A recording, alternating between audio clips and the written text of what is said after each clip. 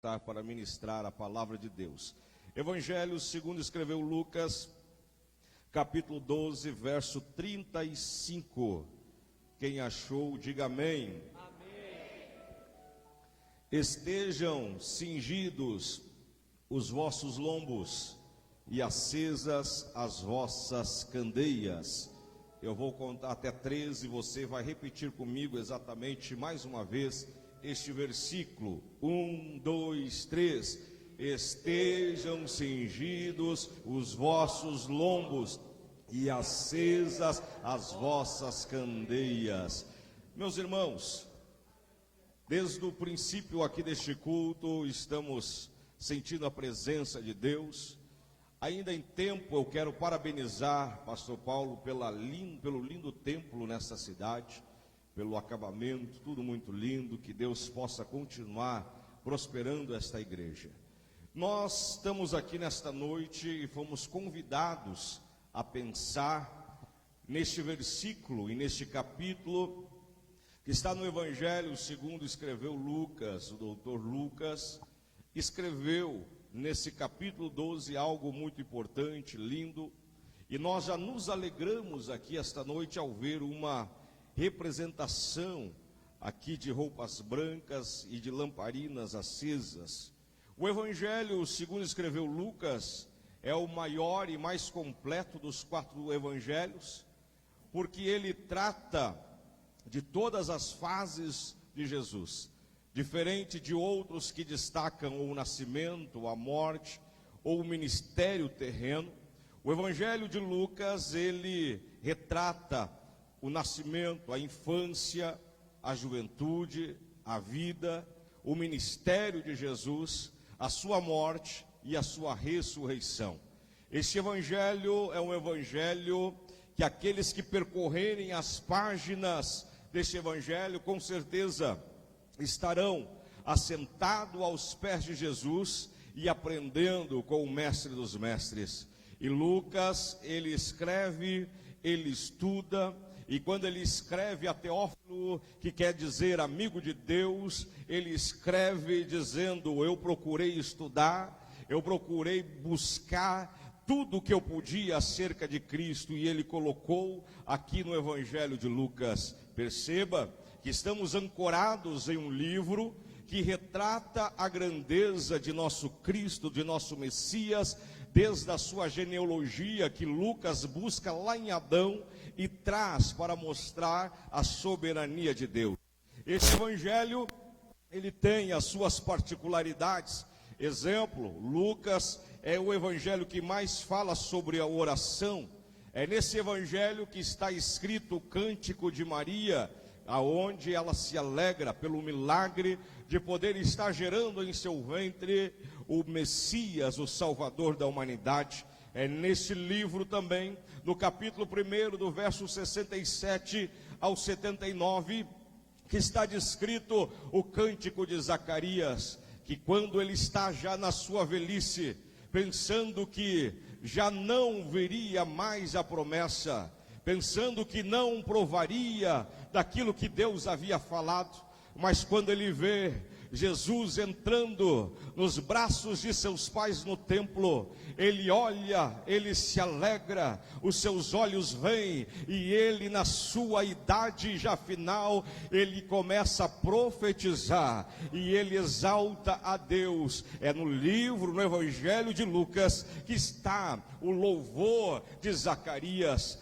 e das muitas parábolas que esse livro escreve, para ver as suas particularidades. De 37 parábolas dos livros considerados sinóticas, ou seja, Mateus, Marcos, Lucas, que são os 3 evangelhos que caminham um lado ao lado do outro, que descrevem o que está num e retrata no outro. No Evangelho de Lucas tem 14 parábolas que não estão em nenhuma outra desses livros, que não se encontra em Mateus e nem em Marcos, estão aqui. Exemplo, a parábola do filho pródigo, tão conhecida, ela só se encontra no Evangelho de Lucas. Outro exemplo, a parábola do Lázaro e do rico, só se encontra no Evangelho de Lucas. O Evangelho de Lucas é um evangelho de muitas parábolas. O que era uma parábola?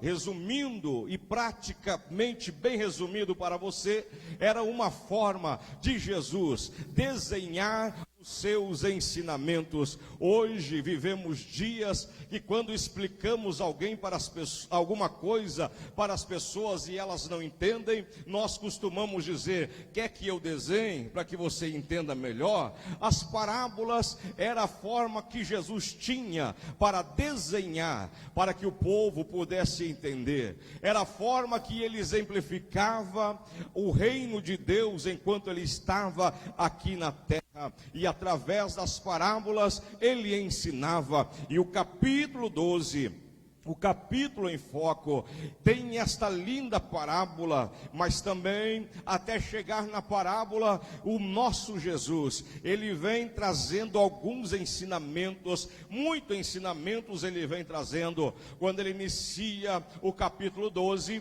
ele inicia trazendo uma palavra sobre a hipocrisia dos fariseus. Perceba, capítulo 12, ele diz assim: acautelai-vos primeiramente do fermento dos fariseus, que é a hipocrisia. Mas nada há encoberto que não haja de ser descoberto, nem oculto que não haja de ser sabido. Os fariseus, eles gostavam de ir às praças, de orar e clamar e dizer que eles eram os perfeitos religiosos, mas o Senhor Jesus chega a comparar os fariseus com sepulcros caiados, por fora muito lindo, por fora está bem bonito, está bem limpo, mas por dentro está morto. É um sepulcro caiado, mas o Senhor Jesus alerta e diz: não há nada oculto que não possa ser revelado, e aquilo que você fizer no escuro, nos telhados, será pregoado. Ele vai ensinando. Ele ainda no capítulo 12, ele fala sobre a avareza, e ele busca aqueles que buscam a riqueza e tem o perigo de perder a salvação. E esta aqui uma passagem que eu gosto muito. Enquanto Jesus estava ensinando, de repente, pastor Paulo, ele é interrompido por um homem que estava na multidão. Aquele homem que estava na multidão, ele diz assim: ó Jesus, o meu irmão quer tomar as minhas terras, nosso pai morreu e ele quer pegar o que é meu, diga para ele, para nós partir certinho. E Jesus diz: eu não sou juiz de vós. E ele vai falando acerca deste perigo, e ele traz uma parábola, e ele diz assim: havia certo homem, que ele terminou a sua plantação, ele olha tudo, a sua riqueza, e ele diz assim: ó alma, ó minha alma, aproveita, celebra, porque tu vai viver de tudo que é isto. Ele pensa em aumentar os seus celeiros, porque a riqueza que ele havia adquirido na terra era tão grande. Mas enquanto ele está falando desta riqueza adquirida terrena, o Senhor Deus o interrompe, dizendo: homem, esta noite, ou melhor, ele diz: louco, esta noite te pedirão a tua alma. De quem é e para onde vai? Jesus diz: cuidado para não buscar e correr riquezas na terra e perder a riqueza maior de um dia entrar nos céus. Oh glória, eu sinto Deus aqui esta noite, eu sinto Deus aqui esta noite. Ele chama a atenção, sobre este perigo. Ele também fala no capítulo 12, no verso 22, ele chega e diz para aqueles que andam ansiosos, ele diz: por que vocês estão ansiosos pelo dia de amanhã? Com que haveis de vestir? Com que haveis de comer? Jesus diz assim: olhai para o lírio dos campos. E o próprio Cristo diz: nem em toda a sua glória Salomão se vestiu de tanta beleza, nem tanto desta forma. Ele diz: olhai para os pássaros, não trabalham, não plantam, mas se alimentam. Por que vocês estão ansiosos? Vocês, com a sua ansiedade, não vão conseguir aumentar um palmo na sua estatura. Jesus estava dizendo: não preocupais, mas antes lançando sobre ele toda a vossa ansiedade, porque ele tem cuidado de vós. Eu quero, em nome de Jesus, liberar uma palavra profética no início desta mensagem. Eu não sei como você entrou aqui, qual é a tua preocupação, o que preocupa o dia de amanhã, mas levante a tua mão ao céu, porque eu quero dizer uma coisa: aquele que conhece o início e o fim de tudo, ele está se levantando no céu, está dizendo a você: acalma teu coração, aquieta a tua alma, porque eu estou entrando com providência. Não andais ansiosos, porque Deus há de pelejar por você. Se você pode adorar a Deus, se você pode adorar a Deus, levante as mãos lá em cima e por 30 segundos já vai mandando a ansiedade embora. Por 30 segundos já vai mandando a ansiedade e a preocupação embora, e lance aos pés do Senhor Jesus. Jesus era um ensinador. Jesus ensinava, e ele continua. Ele ensina sobre o povo, sobre os fermentos dos fariseus. Ele ensina no capítulo 12 sobre o perigo de buscar riquezas na terra. Ele ensina sobre a ansiedade. E ele chega no verso 35 sobre o servo fiel. E nesta passagem, do versículo 35 ao 48, que ele inicia a parábola, ele vai descrevendo algumas coisas. Ele descreve sobre o servo fiel. Ele vai continuando a sua parábola e ele descreve sobre o pai de família. Versículo 39, ele descreve sobre um pai de família, sobre as suas responsabilidades. Ele descreve que mesmo um pai de família repousando, ele ainda está em prontidão. Ele ainda descreve que um pai de família iria enfrentar o ladrão e não deixando ele roubar a sua casa. Ele continua e ele fala agora não do servo, ele fala agora não de um pai, ele fala agora do mordomo fiel, que o seu senhor viaja e ele fica tomando as suas coisas. Ele fala do mordomo fiel acerca de ser um despenseiro dos bens divinos. Ele fala do mordomo fiel acerca de servir fielmente.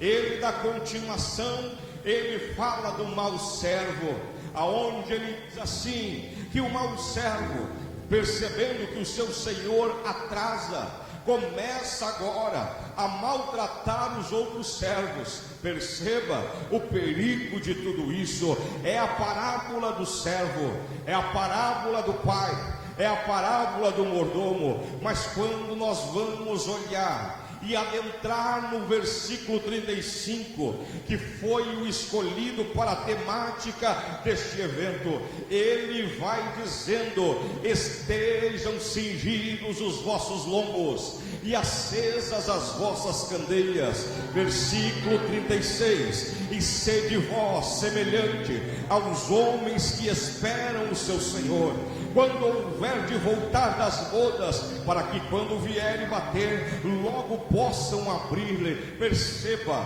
que neste versículo que nesta parábola Jesus, ele está falando e apontando certamente diretamente para o arrebatamento da igreja. Ele está dizendo, em outras palavras, que ele iria, que ele sairia, mas que voltaria para levar, e que eles precisavam estar preparados. Alguém ainda nos dias de hoje pode não acreditar no arrebatamento da igreja, e algo o pastor me marcou uma vez, muitos anos atrás, enquanto estava no ministério da itinerância. Preguei um congresso de missões pela manhã, preguei sobre o arrebatamento da igreja. No final, a regente do coral veio falar comigo e perguntou: pastor, o senhor acredita no arrebatamento da igreja? Eu disse: eu acredito, eu acabei de pregar sobre isto. E ela me disse: eu não acredito mais. E outra,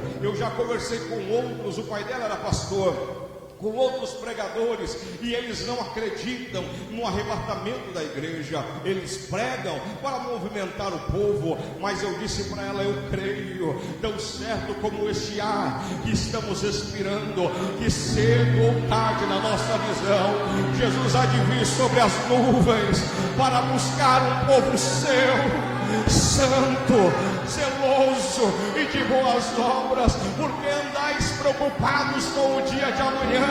Amanhã pode não existir.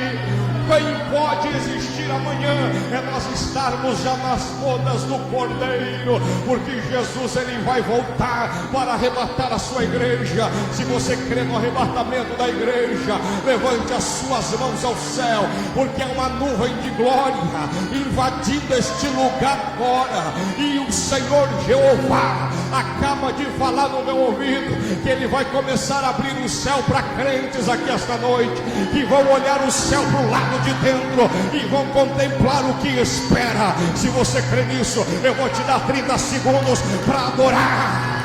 30 segundos para adorar. Se tem glória, sobe no glória. Se tem aleluia, sobe no aleluia. Se é batizado, seja renovado. Agora. Quem tem sede do céu, quem tem saudade do céu, deixa eu ver adorando.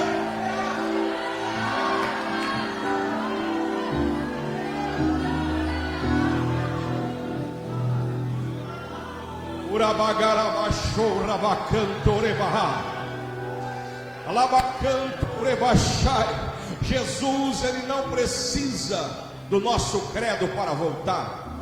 Ele vai voltar. Jesus não precisa que você acredite no arrebatamento. Ele vai voltar. Eu não acredito. Ele vai voltar.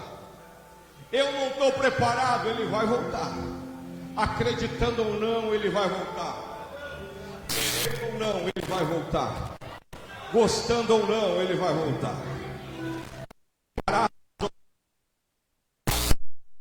Aqueles que não gostam dos crentes, aqueles que não gostam da igreja, nós estamos pregando para eles.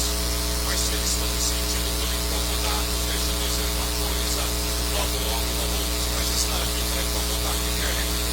Logo nosso glória a Deus não será mais ouvido nesse tempo. Logo os nossos aleluias e glória serão do lado de dentro do céu.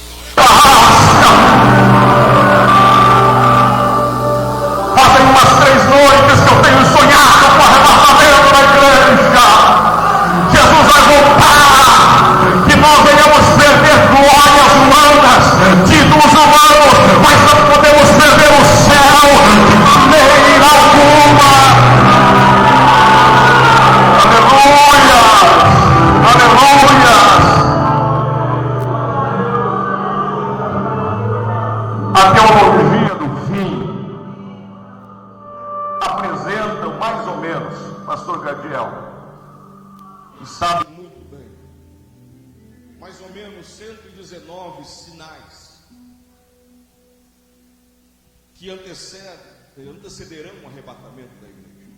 119 sinais que falam do arrebatamento da igreja. É lógico, eu não vou falar sobre 119, nem vou entrar neles, mas eu pontuo 3. O primeiro sinal, para que você entenda que nós estamos vivendo o tempo do fim, é a inversão de valores. Este é um dos sinais. Perceba que o arrebatamento da igreja é tratado como uma mulher que está gerando, e que no final os sinais seriam as dores de parto, que no final de tudo isso, do arrebatamento para se aproximar, seriam as contrações. E as irmãs que aqui estão, sabe que quando chega próximo de ganhar, primeiramente, a mulher tem contrações lá de vez em quando, e ela fica tranquila, mas de repente as contrações começam a diminuir, vão ficando mais fortes, e ela diz: está na hora de ir para o hospital, porque eu vou dar à luz. E Jesus deixou os sinais para nós como contrações. Alguém pode dizer: guerras sempre aconteceram, inversões de valores sempre aconteceram, sim, mas estão cada vez maior. Os sinais estão cada vez maior. É sinal que está na hora de nós irmos para o céu. A inversão de valores está tão grande. O certo agora é errado, o errado agora é certo. A sociedade não quer viver os moldes da família que o Senhor plantou. Jovens como esses que estão aqui estão errados. Eles deveriam estar no mundo se prostituindo, se drogando. Esses estão sendo valorizados. Esses que estão aqui são os quadrados, mas é os quadrados que vão morar no céu. É esta geração que vai habitar as regiões celestiais. As inversões de valores estão aí para afrontar a santidade de Deus, porque eu e você somos a imagem dele, e o que o diabo quer é manchar a imagem de Deus através de nós. Mas deixa eu dizer uma coisa: enquanto você vê as inversões de valores crescendo, não precisa discutir no Facebook com ninguém, não precisa ir brigar com ninguém. Cada inversão de valor que você vê, você diz: é contração, Jesus está voltando, é sinal que muito em breve vamos nos encontrar com Cristo no céu. O segundo sinal, a segunda contração que está grande, é o avanço surpreendente da tecnologia. E eu quero que você entenda algo. Já vou entrar no tema. Eu quero que você entenda algo. Daniel 12, versículo 4, a última parte, ele diz assim: nos últimos dias o conhecimento se multiplicará, ou a ciência em algumas versões. Quando fala na Bíblia de ciência, não fala de algo específico, fala de conhecimento geral. E eu estava vendo algo, pastor Paulo, que me chamou muita atenção, sobre o avanço da tecnologia nos últimos anos. Segundo os estudiosos, eles escreveram dizendo e mostrando a evolução do conhecimento humano. Perceba, eles falam que até o ano de 1950 o conhecimento humano dobrava a cada 50 anos. Era devagar. A cada 50 anos vinha, de repente, aparecia uma tecnologia diferente. De 1950 até os anos 2000, eles dizem que de 50 anos, esse avanço veio para 19 meses. Ou seja, a tecnologia começou a avançar. E paz para os senhores, eles dizem que hoje vivemos dias em que a tecnologia, ou conhecimento humano, ele dobra a cada 9 meses. Em 1950 levava 50 anos para o ser humano dobrar o seu conhecimento. Hoje a cada 9 meses, o conhecimento do homem é dobrado. Como assim, pastor? Simples. O celular que você comprar hoje, daqui a 6 meses, ele já vai estar ultrapassado, porque já vai ter uma nova tecnologia. Os carros que antigamente eram lançados lá de vez em quando, era Fuca, Brasília, veio vindo os carros hoje. Cada dia é lançado um modelo de carro.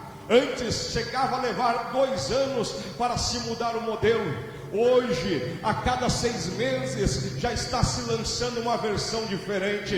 Isto que é o conhecimento humano, a ciência que está sendo multiplicada, está na Bíblia. Quando você vê, irmão, chips, quando você vê NASA, coisas que são extraordinárias, você diga: Jesus está voltando. É Jesus dizendo: alerta, igreja, estou voltando. O terceiro sinal, a natureza. Nos últimos anos, a terra tem dado muitos sinais. Nos últimos anos, ela tem dado sinais mais frequentes. Nós vimos há pouco tempo, enquanto estávamos em pandemia, que aí no Uruguai teve pestes de gafanhoto. Está funcionando? Teve pestes de gafanhoto.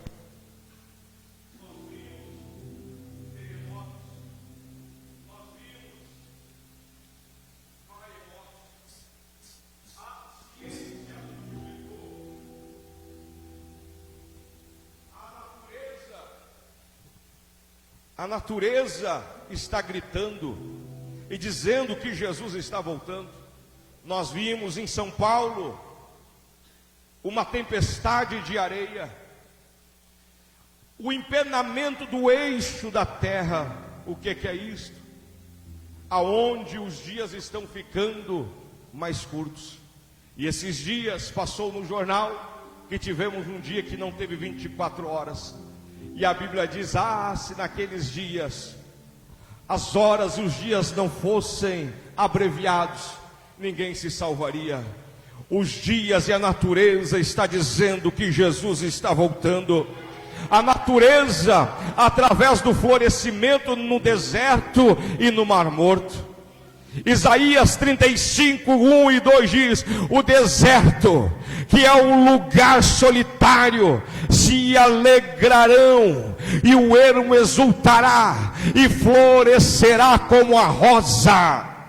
Perceba, pastor Paulo, o senhor de Viamão, pastor Davi, morou em Israel, sabe muito bem. Eu já tive lá 17 vezes. E quando você vai lá, você percebe que as coisas estão diferentes. O deserto já não está mais tão deserto assim.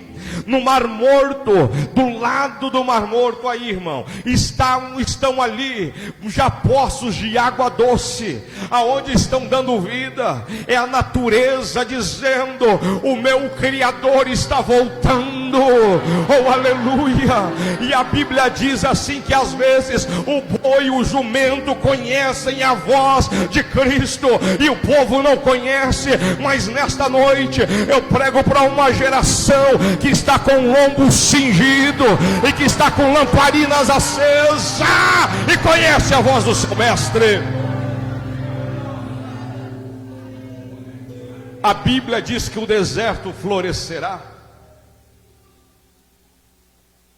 Um jornalista do SBT foi em Israel.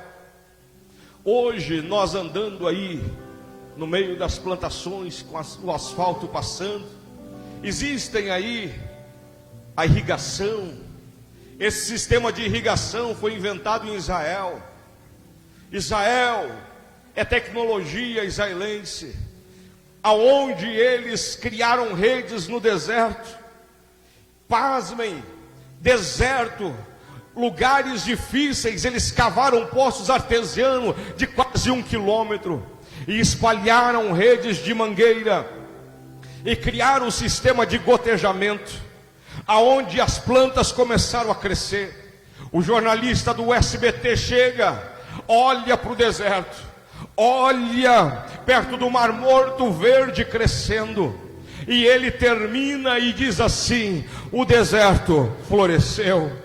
Ele diz o que Isaías estava dizendo, que o deserto floresceria. O terceiro sinal que Jesus vai voltar é a natureza que está dizendo. Por que eu e você devemos acreditar no arrebatamento da igreja? Primeiro, Jesus nos garantiu que vai voltar. Você entendeu esses três sinais? Agora, o que faz nós crer cada vez mais? O próprio Jesus nos garantiu. João 14, 1 ao 3, ele chega para os seus discípulos e diz: não se turbe o vosso coração, credes em Deus, credes também em mim. Na casa do meu Pai há muitas moradas. Se não fosse assim, eu teria dito: eu vou preparar-vos lugar, e quando estiver pronto, eu vou voltar para levar vocês, para que aonde eu esteja, estejais vós também.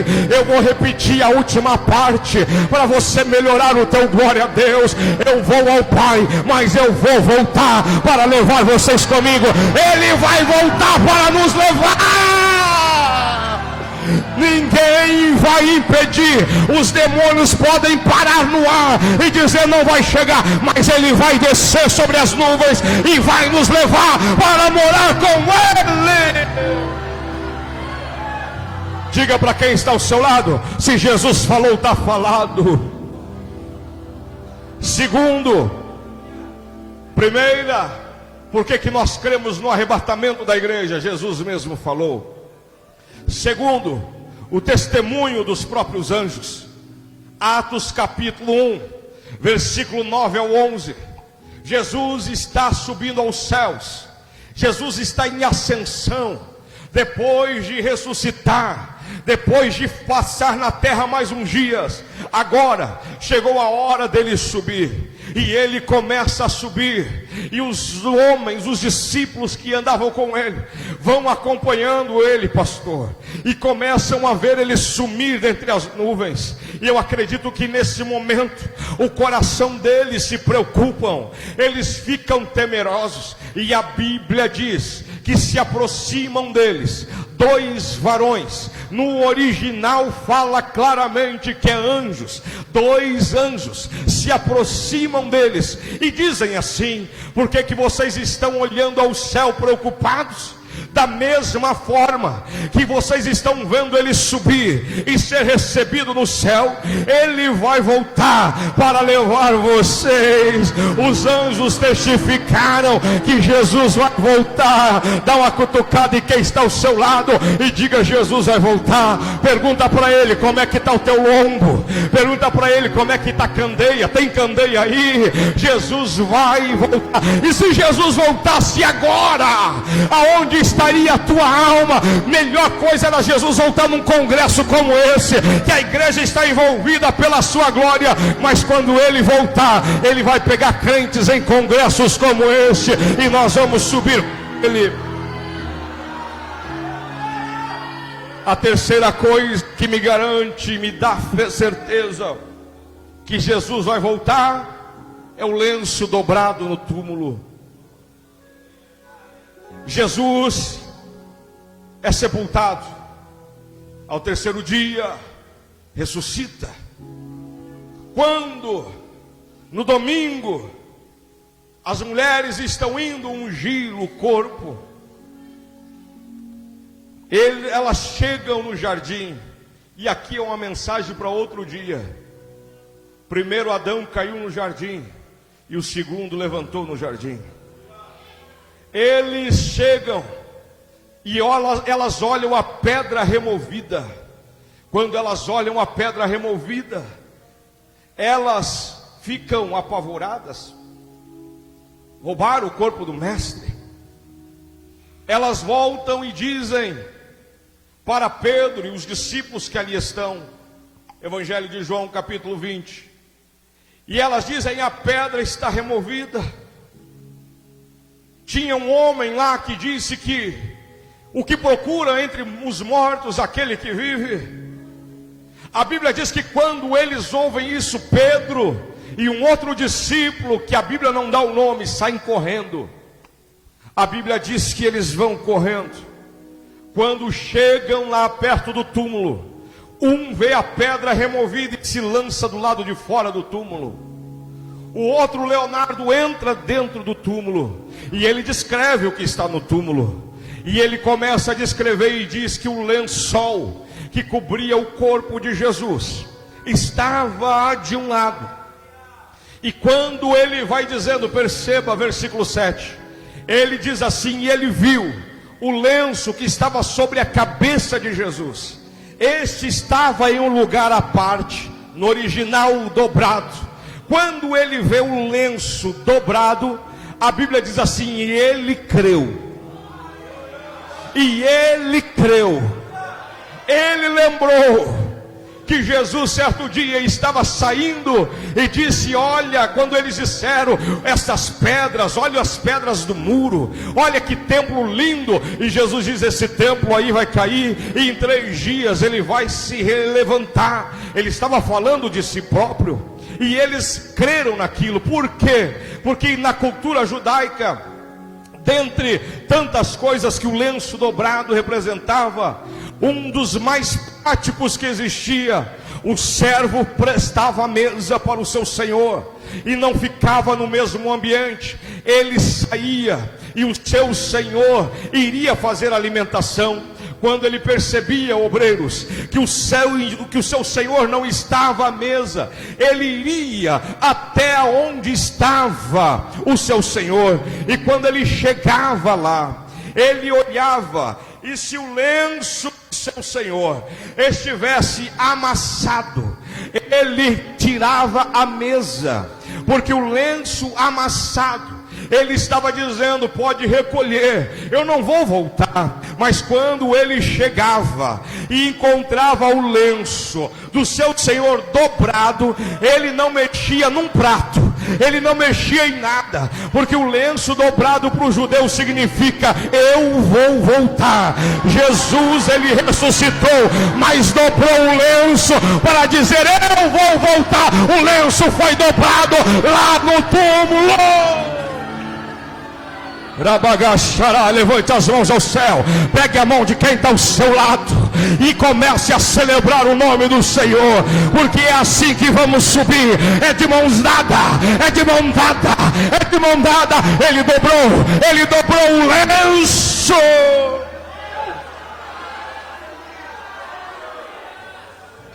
Eu posso imaginar Jesus ressuscitando, e aqui eu estou parafraseando. Jesus levanta, quem sabe quando ele está na porta do túmulo, ele volta. Ele diz: esses meus discípulos andaram comigo, mas eles têm dificuldade às vezes de aprender uma coisa. Eu vou voltar e vou deixar um recado no túmulo para eles. Eu vou dobrar o meu lenço, e eles vão lembrar do que eu falei, que eu vou voltar.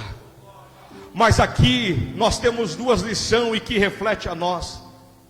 Quando ele diz assim na sequência, que bem-aventurado o que não viu e creu, porque a Bíblia diz que eram 2 discípulos, Bruno, um do lado de fora, o outro entrou.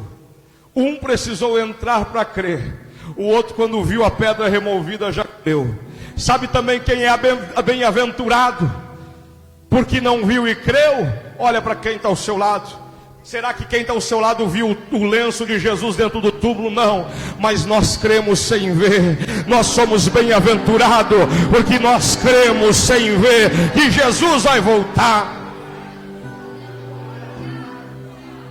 Estejam cingidos os vossos lombos e acesas as voltas lamparinas. Fala do arrebatamento da igreja. E eu vi, e todos sabem que os sinais mostram, Jesus mesmo falou. Mas o que é estar cingido? O que significa estar cingido? Até os dias de hoje, no mundo árabe, se você for lá, você vai ver e ver, não precisa ir lá, você vê na TV, em vídeos, que eles usam umas batas. umas capas, como capa de batismo. É as roupas deles, os sheiks usam. E elas são difíceis para se andar, para se correr, para se locomover. Então, eles têm essas batas e usam um cinto. E naqueles dias usavam muito. Na hora que eles iam trabalhar, na hora que eles precisavam correr, na hora que eles precisavam de agilidade, eles pegavam as pontas destas batas, eles recolhiam, amarravam, faziam como se fosse uma bermuda, e as pontas que sobravam, eles puxavam na altura da cintura, pegavam o cinto e amarravam. Isso significa cingir. Estar cingido significa estar preparado. Eles pegavam então a sua vestimenta. Agora ela já não impediria eles de andar. Agora já estavam preparados. Então eu quero que você entenda uma lição de Deus para nós, o que significa estar cingido. Primeiro, estar cingido significa não estar embaraçado com as coisas deste mundo, não estar amarrado ou as coisas deste mundo, preso às coisas deste mundo.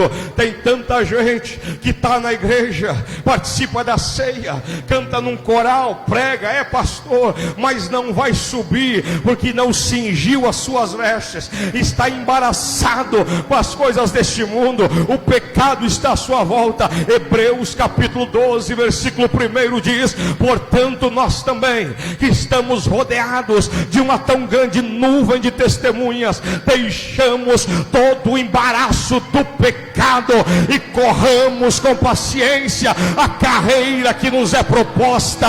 A igreja precisa marchar, você precisa correr, você precisa avançar, e não vai chegar lá embaraçado ao pecado, pecado escondido debaixo do tapete. Ele inicia o capítulo 12 dizendo aos fariseus: tudo que vocês fazem em oculto será mostrado, porque não há nada oculto diante de Deus. Não esteja embaraçado, começa a cingir agora. Se você entrou aqui ainda embaraçado com o pecado, começa a cingir. A glória de Deus que está aqui vai te dar força para cingir. O pecado não vai te amarrar, o pecado não vai te segurar. Cinjam os vossos lombos.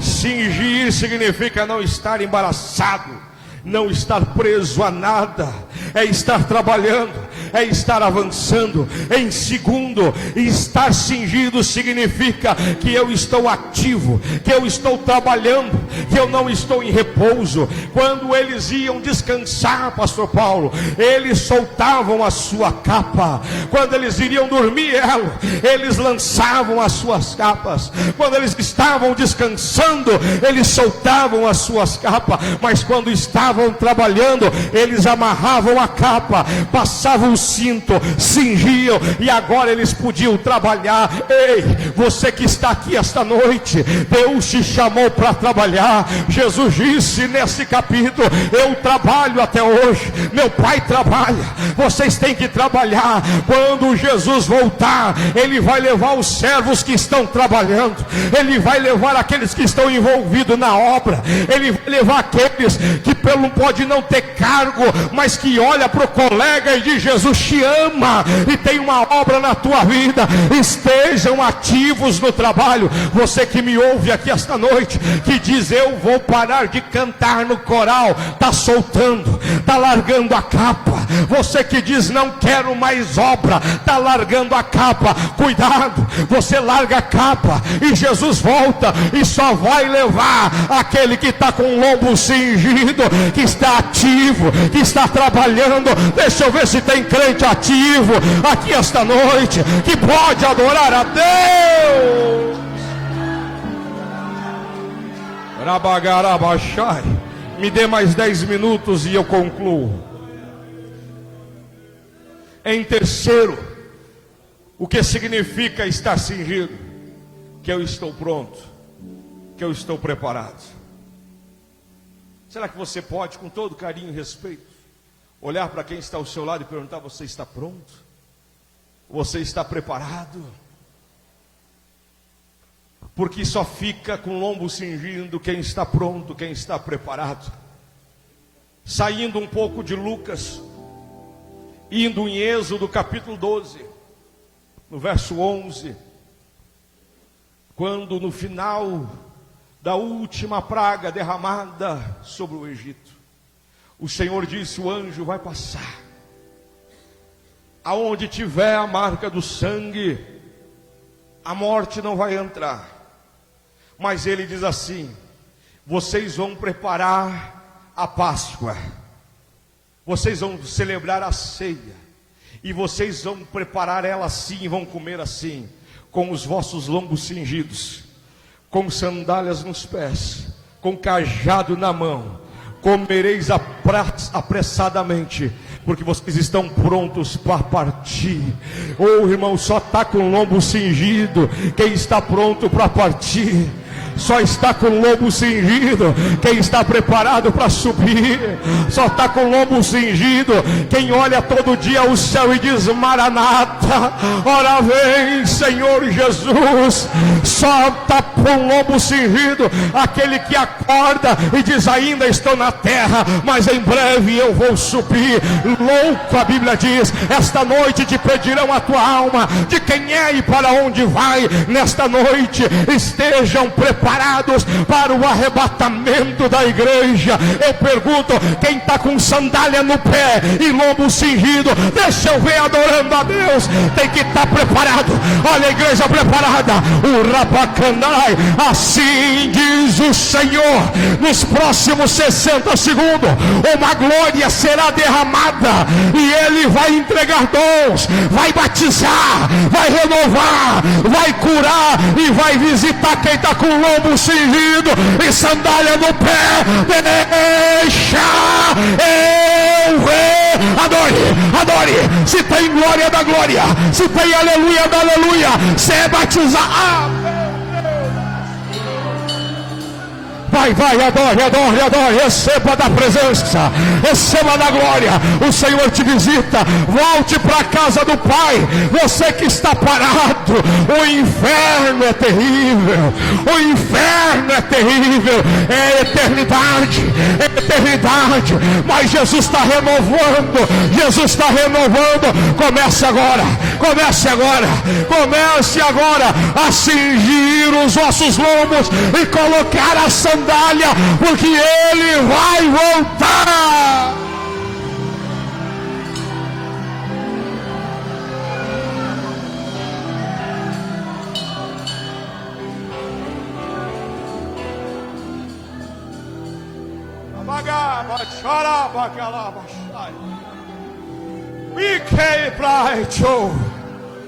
Amagando brogiacho rebaga chorabaha. Yandorebo coriaga do brogias. Tobro te pai. Labacho que te plaga. Rei po pai. Mando que te pro que se. Ai choha. Labrato prote, reprai cho, rebaca, labanto, ei que to prote, igreja minha, eu vos abraço nesta noite e digo: eis que estou à porta, preparai-vos, diz o Senhor dos exércitos.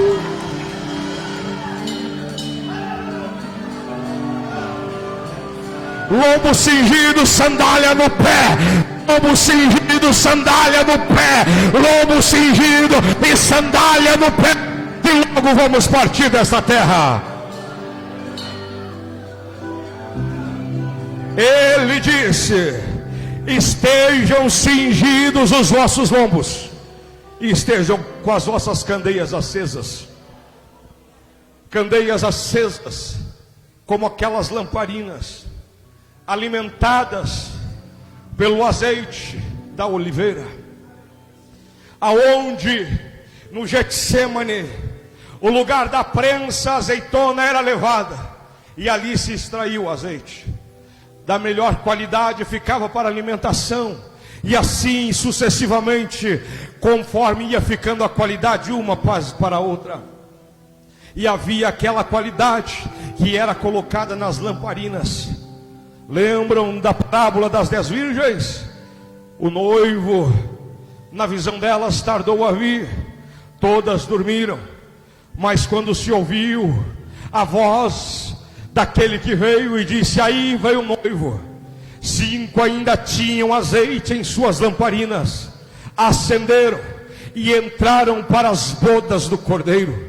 As lamparinas acesas significam, em primeiro lugar, ser vigilante. Quem tem lamparina acesa é alguém que é vigilante. E a Bíblia diz que precisamos vigiar, porque o diabo, o nosso adversário, anda ao nosso redor, procurando quem possa tragar. Quando nós saímos para este culto nesta noite, o diabo pode ter andado tentando entrar. Quando você veio para cá, ele tentou, mas você está com lamparina acesa. E aonde tem lamparina acesa, ele não pode tocar, porque é sinal: eu estou vigilante. Ele está com a lamparina acesa, ele diz para o diabo: eu estou te vendo, eu sei aonde tu quer atacar. Está com candeias acesas significa ser vigilante. Em segundo, ter lamparinas acesas significa andar nas trevas sem tropeçar. Estamos no mundo cercados de treva, mas quem tem lâmpada acesa, ele vê a pedra, ele vê a armadilha, ele vê o laço, ele vê o inimigo, e o diabo não pode tocar, porque ele consegue enxergar. Em terceiro, ter lamparina acesa significa fazer a diferença em meio à escuridão. Enquanto muitos estão ficando igual, não tem problema.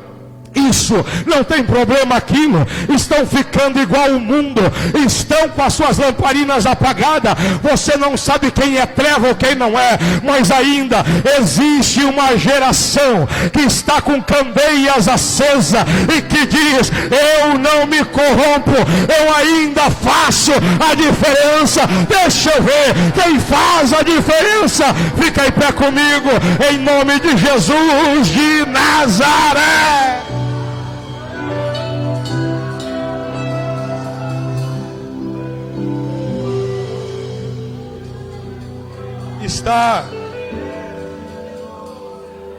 Estar com lamparina acesa significa estar cheio do Espírito Santo.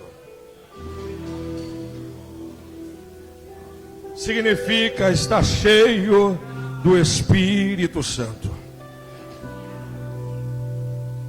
A candeia só acendia quando tinha óleo. Sem óleo não acende. Sem óleo não vai. Sem o Espírito Santo não dá. Eu sou candeia, mas está apagada. Candeia todo mundo é. A diferença é aquele que está com ela acesa e aquele que está com ela apagada.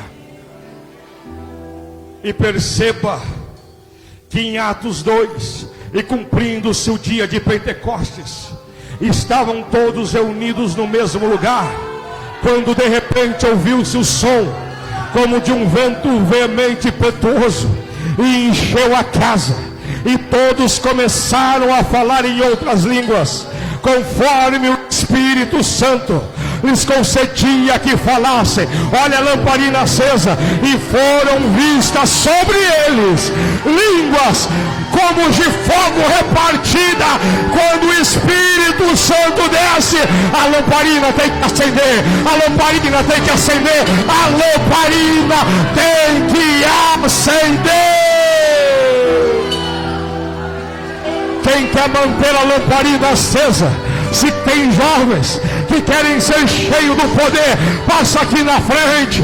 Eu quero orar por você, porque vai descer fogo do céu, e nós vamos sair daqui esta noite carregados pelo Espírito Santo de Deus. Se tem alguém que quer ser cheio do poder, se tem crentes que querem se manter ativados, se tem crentes que querem se manter avivados, se tem gente que que quer se manter com o lombo cingido, sai do lugar, sai da galeria, vem aqui à frente e dá lugar na terra para adorar o nome daquele que vive, daquele que reina. Vai, está caindo. O Espírito Santo começa a ser derramado aqui agora.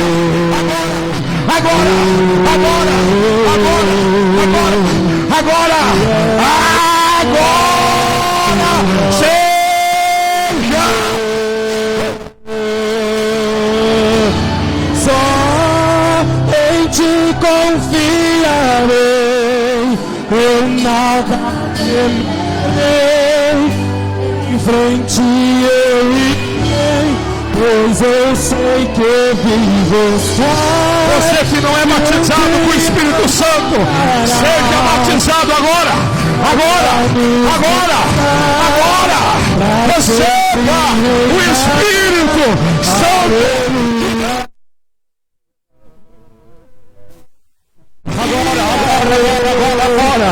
Agora temerei, em frente eu irei, pois eu sei que me está, e um dia voltará do céu pra nos buscar, pra sempre reinará. Aleluia.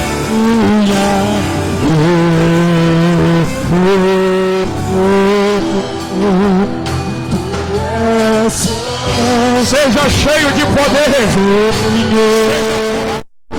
Aí na galeria, receba a glória de Deus aí na galeria. Receba em nome de Jesus.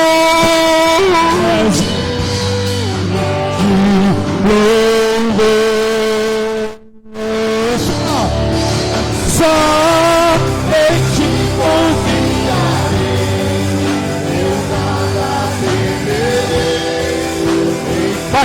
Batiza. Batiza agora, Jesus. Batiza, renova, levanta, restaura, salva, liberta.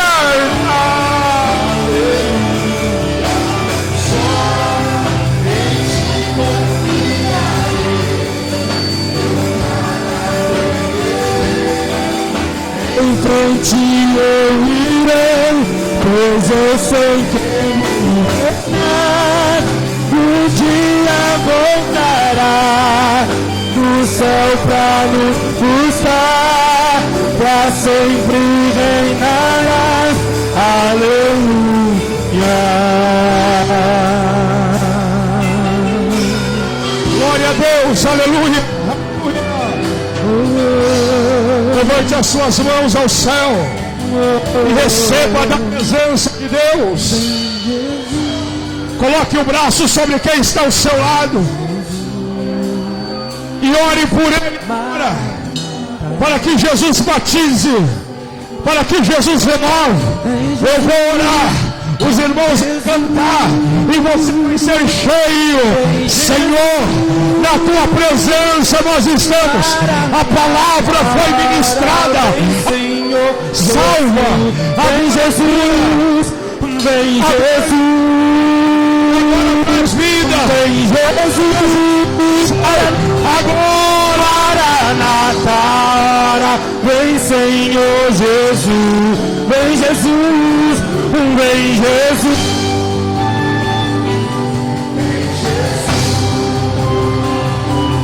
Maranatha, vem Senhor Jesus, vem Jesus, vem Jesus,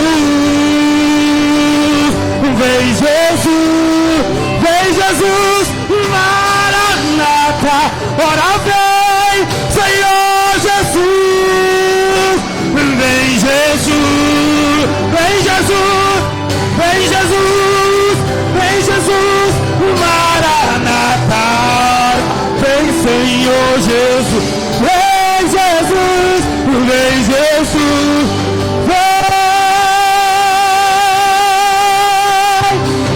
Maranatha, vem Senhor Jesus, só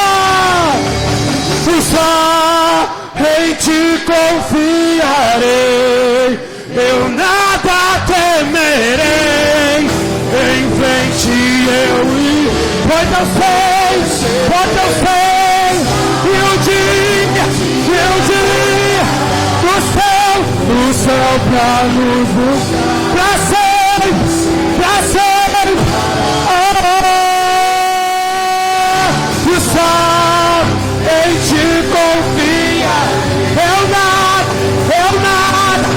nada temerei, em frente, pois eu sei que a viva estás, e um dia, vai buscar a sua igreja, vai buscar a sua noiva, pra sempre reinar, aleluia.